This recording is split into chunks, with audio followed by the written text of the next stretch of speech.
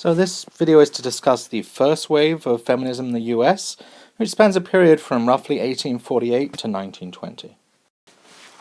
The beginnings of the first wave very much come out of the abolitionist movement. A lot of the women who were involved were originally abolitionists. They were working to end enslavement.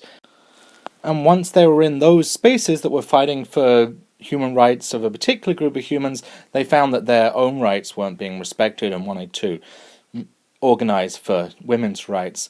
Large number of the early women's rights activists were Quakers. Here's Lucretia Mott, one in particular.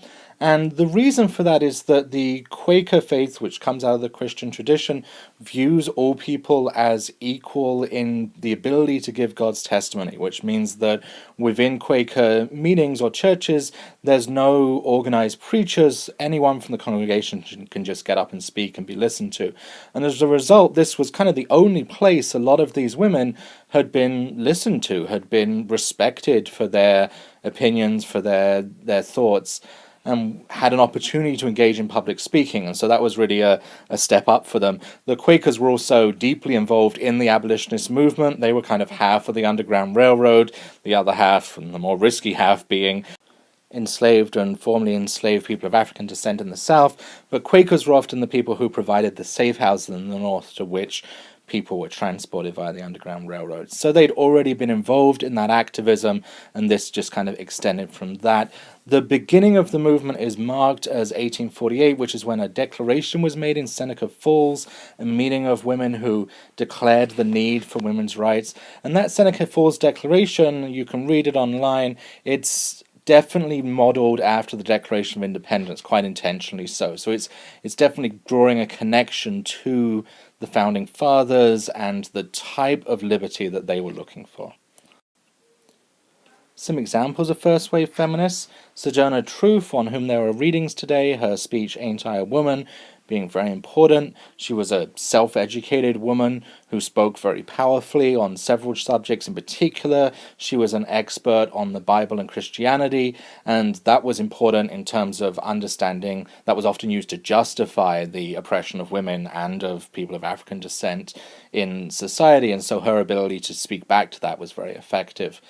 Susan B. Anthony was one of the mainstream organizers of the suffrage movement. That's the movement for votes for women. She was an establishment person in the sense that she worked closely with Congress. She wasn't too revolutionary. She was willing to work with the people who were already in power. On the other hand, you have Alice Paul, who was also a major leader of the suffrage movement, but she was a lot more willing to break the law. She went to jail several times. She went on hunger strikes. She chained herself, and her followers chained themselves to the fence in front of the White House. And that combination of the willingness to work within the establishment and the more radical position was effective, ultimately, in getting the 19th Amendment passed. Ida B. Wells, who is depicted here as an incredible woman. Her parents were enslaved when she was born. She was born into enslavement, but as part of the Emancipation Proclamation, the end of the Civil War, she was part of one of the first, well, the first generation of African Americans to really become successful in the US, to become part of the middle class. And directly after the Civil War, you have this period known as Reformation, which in some ways is the most hopeful and most powerful period for black people in this country in terms of their ability to get involved in political office, in terms of their ability to get education, their ability to start businesses, and really there starts to be this beginning of a black middle class. Ida B. Wells is very much part of that. She trains to be a school teacher. She's also a journalist. She becomes highly respected. She travels the country and gives talks. Her particular area of expertise is lynching. There was a large-scale movement of white terrorism, probably the largest and most successful terrorist movement in US history, following the Reformation to essentially, in the view of the people doing it, put blacks back in their place, right, to undo the progress that had been made. Most famous example of this, of course, is the Ku Klux Klan, but there was a widespread terrorist activity directed at black people, particularly black people who had started to become somewhat more successful. So she documented that extensively, and she was also majorly involved in the women's rights and the suffrage movement. In one famous incident, she was supposed to walk, she was told she had to walk in a segregated group at the back of a parade in New York City, but instead she walked right with her delegation, refused to walk in the segregated section. An amazing woman. Another woman, Emma Goldman, was an anarchist feminist, so she came out of the anarchist tradition, very much interested in class oppression as well as the oppression of women. And Emma Goldman actually thought that the suffrage movement, the movement to get the right to vote, was misguided. She thought that participating in the system that was a system of corrupt power, of class power, of race power, and so forth, wouldn't actually help women very much at all. That what was needed was to radically change the system rather than just kind of argue for the right to join in on it.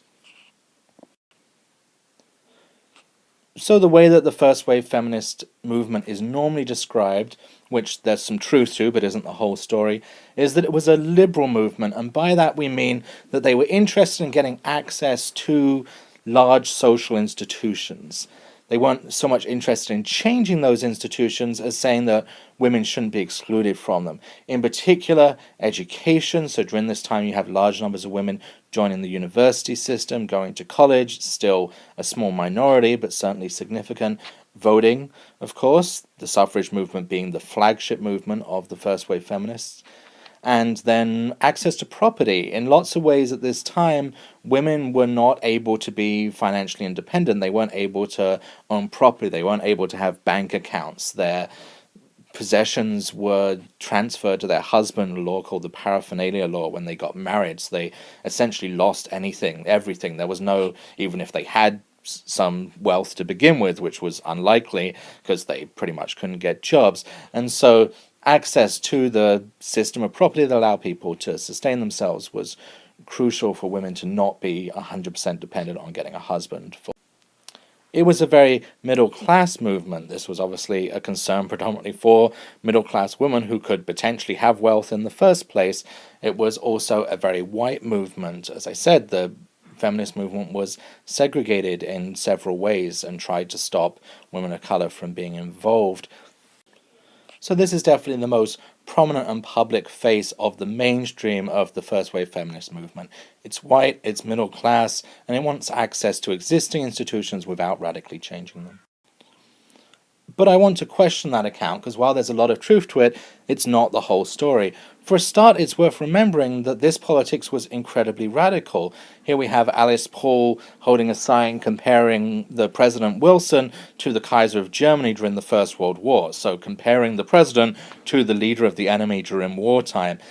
It was shocking to people that women were advocating for the vote. This was something that there was a huge amount of backlash in response to.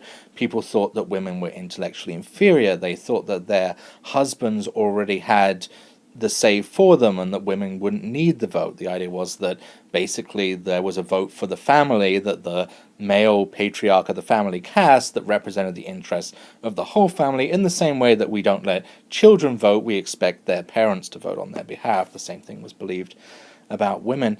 So it was definitely a radical movement at the time, in the sense that it was big social changes that they were advocating for.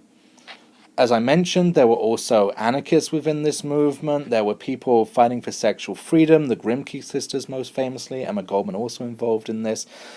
And there was also an arts movement at the time. So Mary Shelley's Frankenstein is the most famous. So it wasn't just about access to liberal institutions. There were also a large number of people of color and working class people involved. I've mentioned a couple of them here, but remembering that this movement came out of the abolitionist movement, certainly at the beginning, many of the people advocating were part of both movements. They were simultaneously advocating for the end to enslavement, the vote for African Americans, and the vote for women, and they saw those struggles as very much connected and part of the same struggle. Frederick Douglass, for example, a major abolitionist, an escaped formerly enslaved person who was one of the great American thinkers, was also, as he described himself, a women's rights man and an advocate for the vote for women. While there were certainly elements of racism within the women's rights movement from the beginning, the point at which it really becomes a major part is after the passage of the 15th Amendment in 1870. The 15th Amendment prohibits denying the vote on the basis of race. In other words, it allows African Americans the vote. This is one of three amendments: the 13th, which ends enslavement; the 14th Amendment, which grants equal rights to all persons born or naturalized in the U.S., and the 15th Amendment, which are passed following the Civil War. So very explicitly to undo some of the injustice around race that was the foundation of America. As we know, these have actually limited effect, in part because of this successful terrorist campaign, such that there is a lot of unfinished business, which goes on for at least until the present day. But the 15th Amendment was seen by many in the women's rights movement as a betrayal, as the fact that black people had got the vote when they still hadn't. And it was another 50 years until women got the vote, and this became increasingly something that caused resentment from the women's rights movement. They felt that it wasn't fair that African Americans had got their rights to the extent that they had, while women still hadn't got theirs. And so that definitely led to a split with the abolitionist movement, and that was a big part of the way in which it became increasingly a segregated and racist movement, as part of a nationwide trend in the North towards explicit racism. As you see large numbers of people who have left enslavement in the South start to move north, and the North for the first time is confronted with actual black people. It's a lot easier to not be racist when you live in an all-white town. When black people start showing up and wanting to live in northern towns, the North starts to get more publicly racist, and we can talk about that more later. Another important part of this movement is it had Native American philosophical roots. The systems in certain Native American groups of gender equality, of organization, were inspirational to early feminists. So this depiction of the movement as being purely a white middle-class movement isn't the whole story. The major accomplishments of the first wave are the right to vote, the 19th Amendment that was passed in 1920, obviously hugely significant. Also, as I mentioned earlier, an increase in access to education. Here we have an image of Mary Jane Patterson, who was the first African-American woman to graduate college. She graduated from Oberlin College, which is a Quaker college in Minnesota, in the 1870s. And so the fact that women were for the first time starting to go to college and graduate college gave them a lot more power, until the point that now we actually have more women attending college than men, and this definitely begins that trend. And then they made some successes in terms of property rights and other rights. The major failures of the movement are the ways in which it was exclusionary, and its participation in the Nadir, which is the historical name for the period of intense racial discrimination, terrorism, segregation that follows Reconstruction as part of a backlash to it. So the feminist movement was definitely a major part of that. Another big failure is Prohibition. Prohibition follows the getting of the rights to vote for women, and women's votes were a huge factor in Prohibition. A lot of organizers of women's suffrage went on to organize against alcohol. The Women's Christian Temperance Union is the most famous, and the feeling was that alcohol was a major reason for many of the problems that women faced. For example, violence by husbands. The impression was that the men were going out, getting drunk, spending the family's money, coming home, beating their wives, and the reason for all this was alcohol. Of course, it turns out that while alcohol is often present in domestic violence, it's not the cause of domestic violence. We know that now. At the time, the feeling was that if they could ban alcohol, they would fix a lot of the bad behavior that men engaged in. And as we know, Prohibition was a massive failure, so in that respect, this is a failure of the first wave movement. There's a lot more to say about this feminism. Entire classes could be dedicated to 19th and early 20th century feminism. There's a lot of complexity here, but I hope this gives you a overview.